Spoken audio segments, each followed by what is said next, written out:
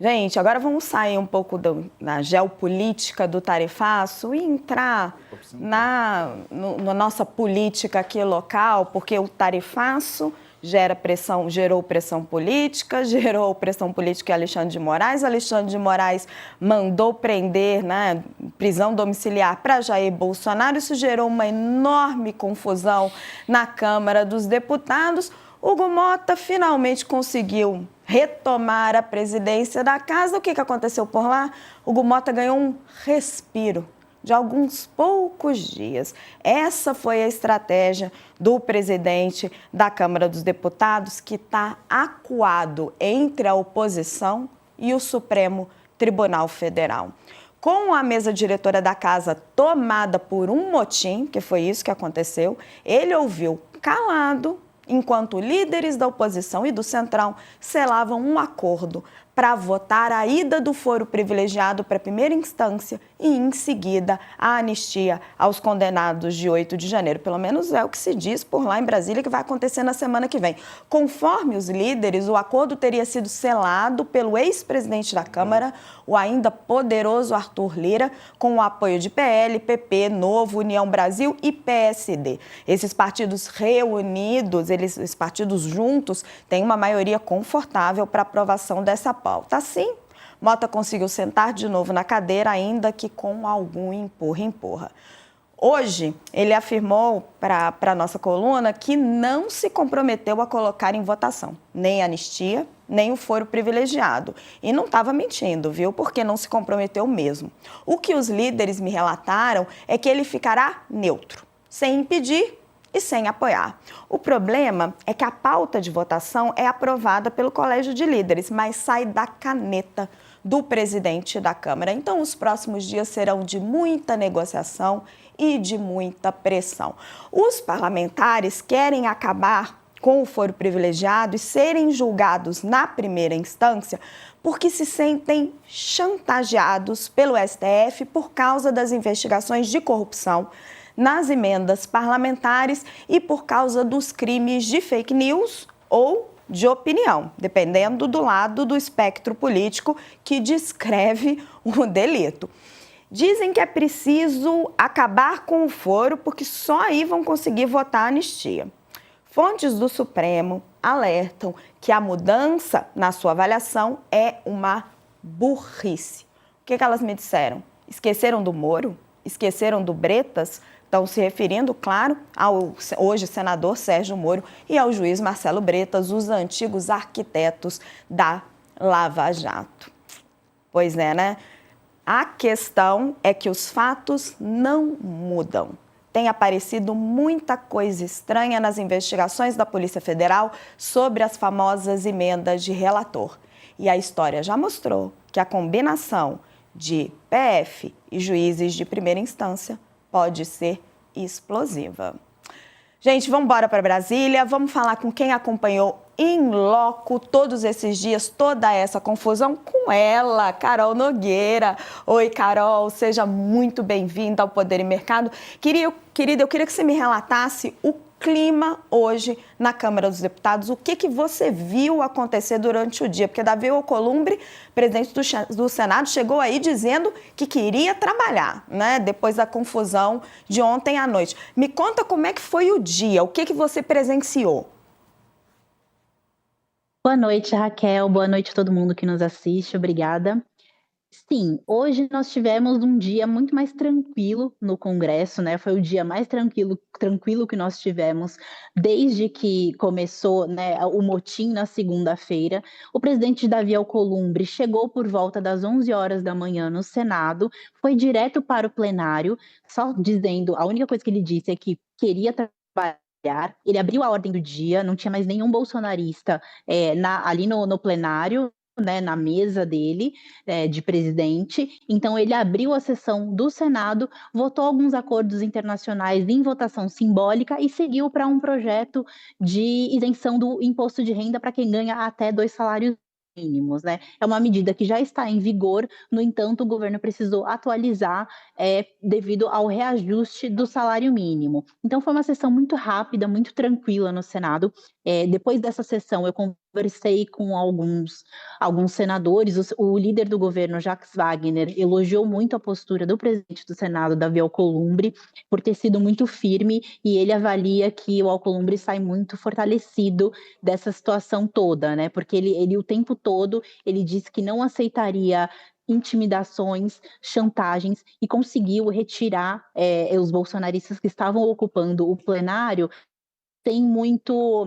sem aquele embate, empurra que a gente viu na Câmara dos Deputados também ontem, né? Então foi uma saída muito mais tranquila no Senado, diferente da Câmara, como nós vimos nas imagens de ontem, teve muito confronto ali, muito empurra-empurra. O presidente Hugo Mota teve dificuldade de subir na mesa da presidência dentro do plenário. O deputado Zé Trovão chegou a colocar a perna, tem uma escadinha para subir para a mesa diretora, e o deputado Zé Trovão do PL de Santa Catarina chegou a colocar a perna para bloquear a passagem do Hugo Mota, né? Então, ele também teve dificuldade de sentar na cadeira dele, por dois deputados ali da oposição que também se recusaram a levantar. Então foi bastante complicado, mas hoje ele também conseguiu fazer uma sessão para votar um outro projeto que está previsto, uma MP, né, para agilizar os pagamentos dos benefícios do INSS. Foi uma sessão também muito tranquila.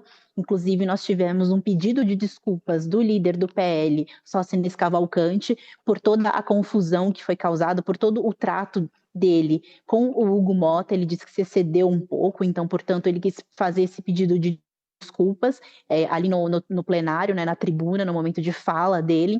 Então foi um dia um pouco mais tranquilo, mas o Hugo Mota hoje se preocupou em esclarecer toda essa situação, dizendo que não houve, como você mencionou, nenhum acordo para votar a anistia e o fim do foro privilegiado. Então, isso ficou muito a cargo dos líderes, e o que eu tinha apurado ontem é que houve esse combinado dos líderes de proteger o Hugo Mota e não deixar o ônus dessa decisão sobre a anistia, sobretudo, com o Hugo Mota, né? Ele não tem se posicionado sobre isso, ele tem arrastado esse tema da anistia por muito tempo, já por meses. É uma reclamação constante do líder do PL, Sóstenes Cavalcante, e dos outros integrantes. Alguns líderes defendem que, eventualmente, ele vai ter que se posicionar sobre esse tema, que uma hora não vai dar mais para ele se manter nessa posição de centro e não falar nada. Uma hora ele vai ter que se posicionar a favor ou contra isso, mas o que a gente tem por agora é ele ganhar esse respiro de assumir de novo a presidência, ainda que de forma enfraquecida, né? Agora, Carol, foi um dia também, a gente pode até dizer produtivo, né? Porque teve a votação importante da isenção do IR, teve votação de INSS. Explica para a gente um pouco essa parte também econômica, que é importante. Esse projeto do INSS é uma MP, uma medida provisória do governo, que foi enviada para cá e está no prazo de vencer. Ela vence na próxima semana, então tinha uma urgência de se votar essa medida provisória, porque ela ainda precisa passar para o Senado, né? A ideia é que os servidores que tratam ali da análise, né, de pagamento desses benefícios ganhem uma bonificação, né, um incentivo financeiro para agilizar a análise desses processos de benefícios de beneficiários do INSS, né? Então, são valores que variam de R$ 63 a R$ 75, mas ele vai acumulando. Então, esse projeto foi aprovado aqui hoje na Câmara em votação simbólica, e ele segue para o Senado. Provavelmente o Senado deve analisar na terça-feira da semana que vem, que é quando tem sessão deliberativa no plenário. Então, o outro projeto que foi aprovado no Senado hoje, sobre a isenção do IR, já vai à sanção do presidente Lula, enquanto a gente aguarda aquela outra proposta de isenção do imposto de renda para quem ganha até R$ 5.000, que foi aprovada antes do recesso parlamentar na comissão especial e agora precisa ser votado no plenário da Câmara dos Deputados. A previsão inicial que nós tínhamos é que esse projeto seja votado na próxima semana já, com tudo resolvido, né? Os ânimos já estão mais calmos por aqui com os bolsonaristas, então é possível que esse calendário seja cumprido para aí sim ir para o Senado, para que os senadores possam se debruçar sobre o tema e votar tranquilamente.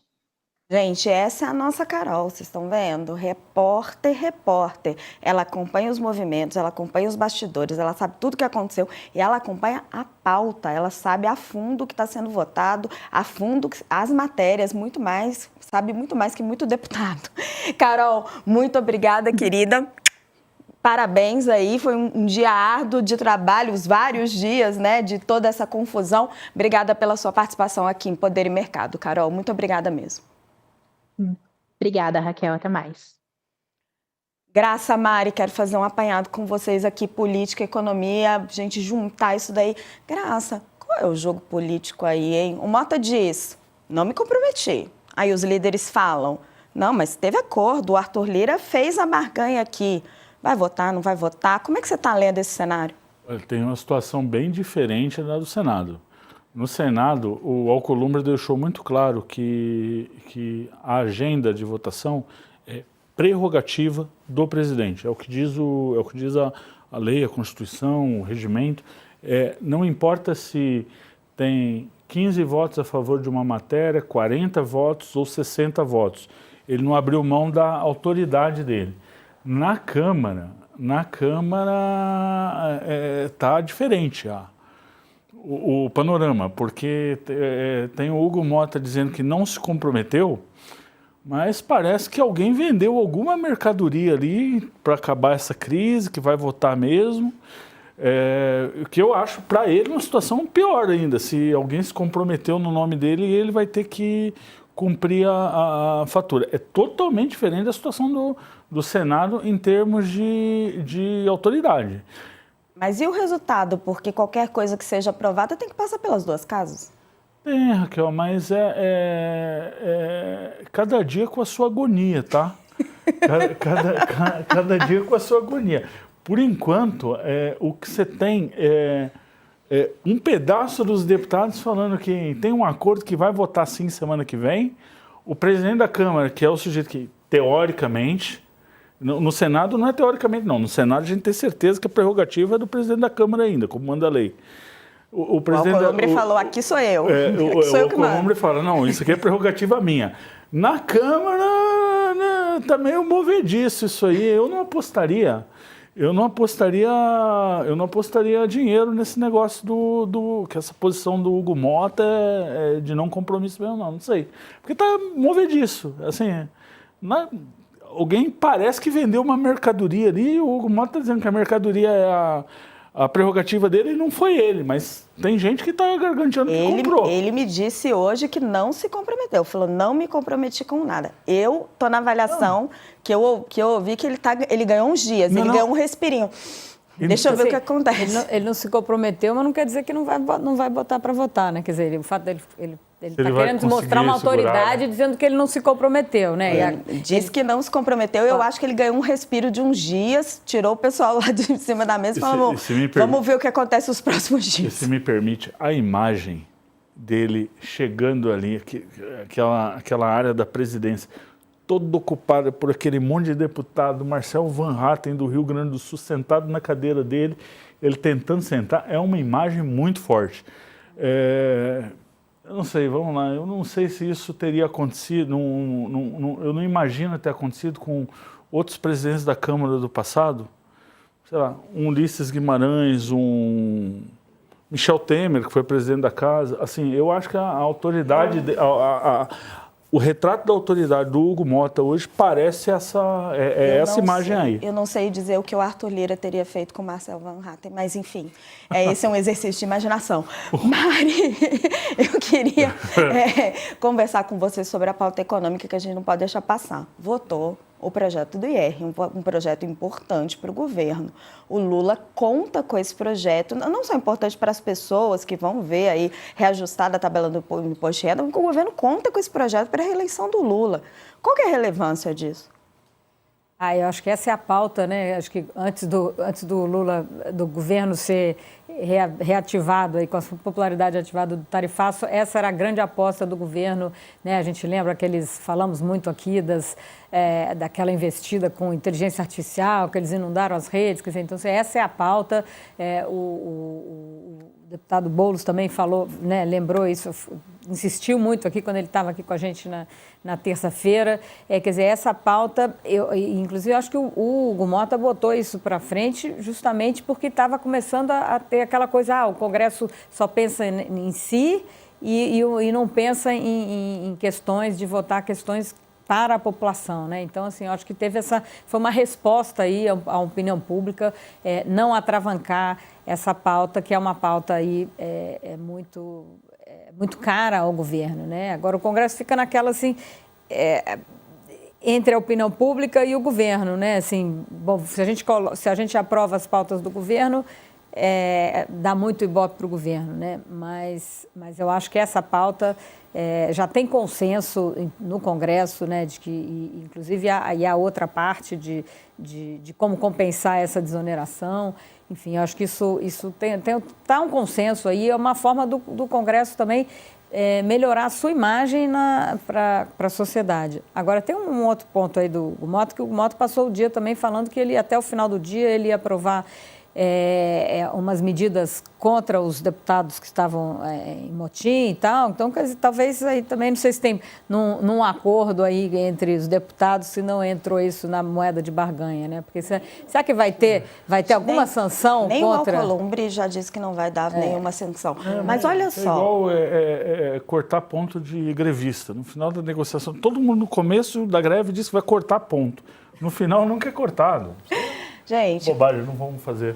Nós aqui, vocês que estão nos acompanhando, fica todo mundo falando da anistia. Um tema super importante.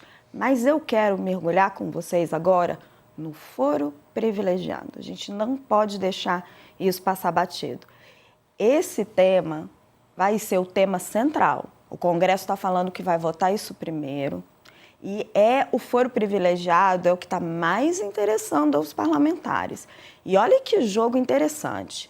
Os parlamentares nunca quiseram abrir mão do foro privilegiado, nunca quiseram ficar na mão da primeira instância, né? Temos a memória da Lava Jato. Mas agora se sentem chantageados, nas palavras deles, pelo Supremo, porque as investigações das emendas de relator estão nas mãos de Flávio Dino. E eu já ouvi falar que Flávio Dino hoje, né, na voz ali do Congresso, comandaria uma lava-jato das emendas. E aí, o que o Congresso quer? Acaba com o foro privilegiado e joga tudo para a primeira instância.